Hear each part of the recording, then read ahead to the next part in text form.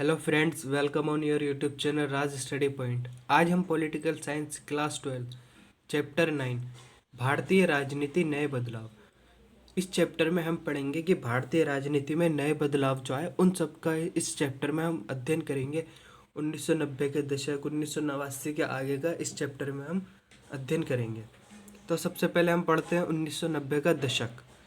आपने पिछले अध्याय में पढ़ा था कि इंदिरा गांधी की हत्या के बाद राजीव गांधी प्रधानमंत्री बने। इससे पहले का जो चैप्टर 8 है वह डिलीट हो चुका है। तो लेकिन मैं आपको बता देता हूँ मोटा मोटा कि इंदिरा गांधी जो थी 31 अक्टूबर 1984 को इंदिरा गांधी की हत्या कर दी गई थी। और जब उनकी हत्या हुई उसके बाद उनके पुत्र राजीव गांधी भारत के प्रधानमंत्री बने। इंदिरा गांधी की हत्या के कुछ दिनों बाद ही 1984 में लोकसभा के चुनाव हुए। राजीव गांधी के अगुवाई में कांग्रेस को इस चुनाव में भारी विजय मिली। 1980 के दशक के आखिरी के सालों में देश में ऐसे 5 बड़े बदलाव आए जिनका हमारी आगे की राजनीति पर गहरा असर पड़ा। जब बच्चों 1984 में कांग्रेस लोकसभा के चुनाव हुए तो कांग्रेस पार्टी ने 415 सीटें जीती। ये अभी तक किसी भी पार्टी द्वारा लोकसभा के चुनाव में जीती गई सर्वाधिक सीटें हैं, 415। ऐसा क्यों हुआ? जब इंदिरा गांधी की हत्या हुई तो लोगों ने अपनी सहानुभूति दिखाई इंदिरा गांधी की ओर और उनकी पार्टी को, कांग्रेस पार्टी को 84 के चुनाव में भारी सीटों से विजय हासिल करवाई। पहला, इस दौर की एक महत्वपूर्ण घटना 1979 के चुनावों में कांग्रेस की हार है। 1989 में कांग्रेस की हार हुई। जिस पार्टी ने 1984 में लोकसभा की 415 सीटें जीती थी वे इस चुनाव में महज 197 सीट ही जीत सकी। ऐसा क्यों हुआ? आखिर इंदिरा गांधी की जो पार्टी थी कांग्रेस पार्टी 1984 में तो 415 सीटें जीती, परंतु 1989 में यह पार्टी 197 सीटें किस प्रकार जीत सकी और हार गई?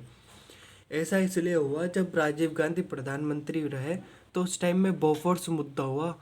उसमें बोफोर्स घोटाले के चलते ही इस पार्टी को हार का सामना करना पड़ा था। 1991 में एक बार फिर मध्यावधि चुनाव हुए और कांग्रेस इस बार अपना आंकड़ा सुधारते हुए सत्ता में आई। मध्यावधि चुनाव वे होते हैं जो 5 साल की अवधि से पहले ही चुनाव किए जाते हैं, उन्हें ही मध्यावधि चुनाव कहा जाता है। बहरहाल 1979 में ही उस परिघटना की समाप्ति हो गई थी जिसे राजनीतिक विज्ञानी अपनी खास शब्दावली में कांग्रेस प्रणाली कहते हैं। कांग्रेस प्रणाली की समाप्ति कब हो गई थी? 1989 में। बच्चों, ये मैंने लिख रखा है, केंद्र में पहली गठबंधन सरकार 1989 में ही बनी थी जब कांग्रेस पार्टी की हार हुई थी। ये कार्टून आप देख सकते हैं, इसमें कांग्रेस नेता सीताराम केसरी ने देवगौड़ा की संयुक्त मोर्चा की जो सरकार है उससे अपना समर्थन वापस ले लिया है। दूसरा बड़ा बदलाव राष्ट्रीय राजनीति में मंडल मुद्दे का उदय था। 1990 में राष्ट्रीय मोर्चा की नई सरकार ने मंडल आयोग की सिफारिशों को लागू किया। 1990 का जो साल था उसमें राष्ट्रीय मोर्चा की सरकार थी, उसने मंडल आयोग की सिफारिशों को लागू किया। इन सिफारिशों के अंतर्गत प्रावधान किया गया कि केंद्र सरकार की नौकरियों में अन्य पिछड़ा वर्ग को आरक्षण दिया जाएगा। ओबीसी जो है उसे केंद्र सरकार की नौकरियों में आरक्षण दिया जाएगा। सरकार के इस फैसले से देश के विभिन्न भागों में मंडल विरोधी हिंसक प्रदर्शन हुए। अन्य पिछड़ा वर्ग को मिले आरक्षण के समर्थक और विरोधियों के बीच चले विवाद को ही मंडल मुद्दा कहा जाता है। इसने 1989 के बाद की राजनीति में अहम भूमिका निभाई। तीसरा था, विभिन्न सरकारों ने इस दौर में जो आर्थिक नीतियां अपनाई वे बुनियादी तौर पर बदल चुकी थी। नई आर्थिक नीतियों की विभिन्न आंदोलनों और संगठनों की तरफ से भरपूर आलोचना हुई। जब नई आर्थिक नीति आई तो उसकी विभिन्न संगठनों और आंदोलनों ने भरपूर आलोचना की कि आर्थिक नीति बेकार है, इससे वो हो सकता है। बहरहाल इस अवधि में जितनी सरकारें बनी सबने नई आर्थिक नीति पर अमल जारी रखा। चौथी घटना थी 1980 के दशक की। हम 3 घटनाएं तो पढ़ चुके हैं, चौथी घटना थी एक सिलसिले की परिणति अयोध्या स्थित एक विवादित ढांचे बाबरी मस्जिद के रूप में प्रसिद्ध जो है इसके विध्वंस के रूप में हुई। चौथी घटना क्या हुई? 1980 के दशक में अयोध्या में जो बाबरी मस्जिद थी उसका विध्वंस, उसका डिमोलाइजेशन कर दिया गया। ये घटना 1992 के दिसंबर महीने में घटी। इस घटना ने देश की राजनीति में कई परिवर्तनों को जन्म दिया और उनका प्रतीक बनी। इस घटना से भारतीय राष्ट्रवाद और धर्मनिरपेक्षता पर बहस तेज हो गई। इन बदलावों का संबंध भाजपा के उदय और हिंदुत्व की राजनीति से है। जब ये घटना हुई तो भाजपा का उदय और हिंदुत्व की राजनीति शुरू हुई उस टाइम में। इस सिलसिले की आखिरी बात यह है कि मई 1991 में राजीव गांधी की हत्या कर दी गई। अब हमने पढ़ लिया कि 5 बड़े बदलाव क्या क्या हुए, तो उन सब का हमने अध्ययन कर चुके हैं। राजीव गांधी चुनाव अभियान के सिलसिले में तमिलनाडु के दौरे पर थे। तभी लिट्टे जो वहाँ श्रीलंका का संगठन है, इसके बारे में हमने पढ़ चुके हैं। लिट्टे से जुड़े श्रीलंकाई तमिलों ने उनकी हत्या कर दी।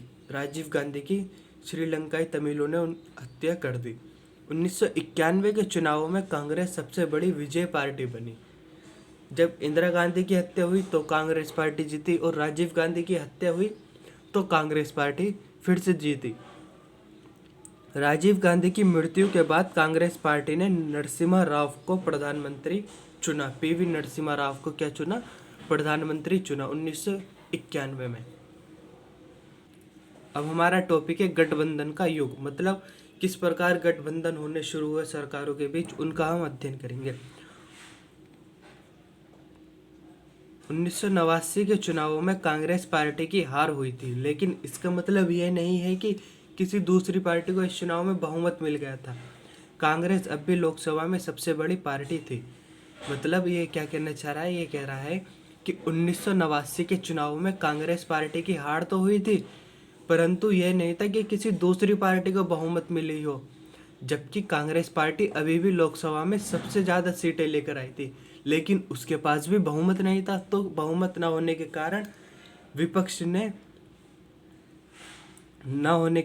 उसने विपक्ष में बैठने का फैसला किया। जब कांग्रेस पार्टी के पास बहुमत नहीं है और अन्य पार्टियों ने उसे समर्थन नहीं दिया, तो कांग्रेस पार्टी ने क्या करा कि हम विपक्ष का रूप लेंगे, विपक्ष में बैठने का फैसला किया, और कुछ पार्टियों ने मिलकर एक गठबंधन सरकार बनाई।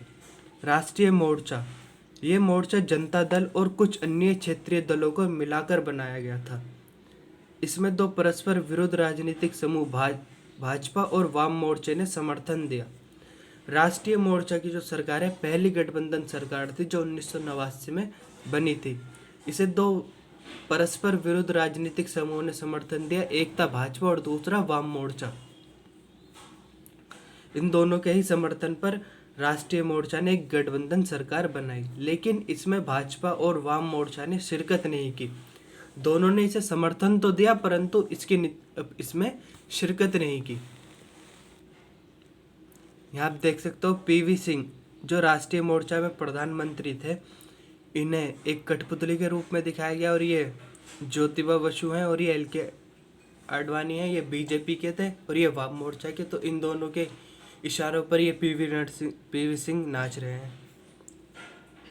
कांग्रेस का पतन, कांग्रेस की हार के साथ भारत की दलीय व्यवस्था से उसका दबदबा खत्म हो गया। अध्याय 5 में कांग्रेस प्रणाली की पुनर्स्थापना की चर्चा की गई थी। क्या आपको यह चर्चा याद है? 1960 के दशक के अंतिम सालों में कांग्रेस एक छत्र राज को चुनौती मिली थी, लेकिन इंदिरा गांधी ने जब नेतृत्व संभाला कांग्रेस का, तो भारतीय राजनीति पर अपना प्रभुत्व फिर से कायम किया इंदिरा गांधी ने। 90 के दशक में फिर ऐसा हुआ कि कांग्रेस प्रणाली की हैसियत को एक बार फिर से चुनौती मिली। एक बार तो 1960 के दशक में मिली, अब फिर से मिलने लगी थी। बहरहाल इसका मतलब यह नहीं है कि कांग्रेस की जगह कोई दूसरी पार्टी प्रमुख हो गई हो। इस दौर में कांग्रेस के दबदबे के खात्मे के साथ बहुदलीय शासन प्रणाली का युग शुरू हुआ।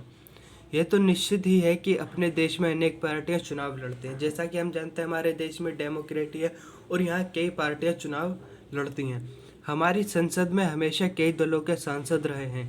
1989 के बाद एक नई बात देखने में आई। अब कई पार्टियां इस तरह उभरी कि किसी एक दो पार्टी को ही अधिकांश वोट या सीट नहीं मिल पाते थे। मतलब कि अगर 1989 के चुनावों के बाद और 2014 तक के चुनाव हम देखें तो कई बार ऐसे हुआ, हर चुनाव में लोकसभा में कोई भी एक पार्टी ऐसी नहीं आई जो पूर्ण बहुमत ला सके। सबको गठबंधन सरकार बनानी पड़ी 1989 के बाद से ही।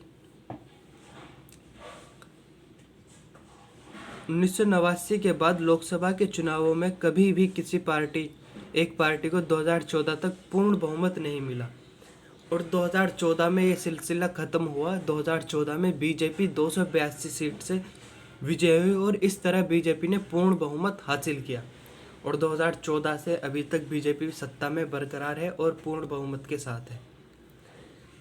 1989 से 2014 तक बच्चों क्या हुआ था, जैसे कि कोई भी ऐसी पार्टी नहीं थी जिसे लोकसभा में पूर्ण बहुमत मिला हो। क्षेत्रीय पार्टियों ने गठबंधन सरकार बनाने में महत्वपूर्ण भूमिका निभाई। जाहिर सी बात है, जो क्षेत्रीय दल होते हैं उन्होंने गठबंधन सरकार बनाने में महत्वपूर्ण भूमिका निभाई। उनके बस कुछ जैसे 3-4 सांसद ही हो पाते हैं लोकसभा में, तो उन्होंने अपने सांसदों को गठबंधन सरकार बनाने में महत्वपूर्ण भूमिका निभाई। इस टॉपिक में हम इतना ही पढ़ेंगे। मिलते हैं नेक्स्ट वीडियो में। वीडियो अच्छी लगी हो तो वीडियो को लाइक करें, अपने फ्रेंड्स के साथ शेयर करें और हमारे यूट्यूब चैनल राज स्टडी पॉइंट को सब्सक्राइब करें। Thank you.